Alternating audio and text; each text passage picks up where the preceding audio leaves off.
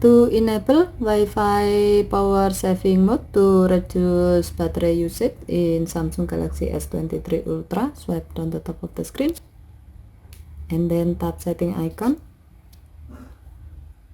tap connection, and then tap Wi-Fi.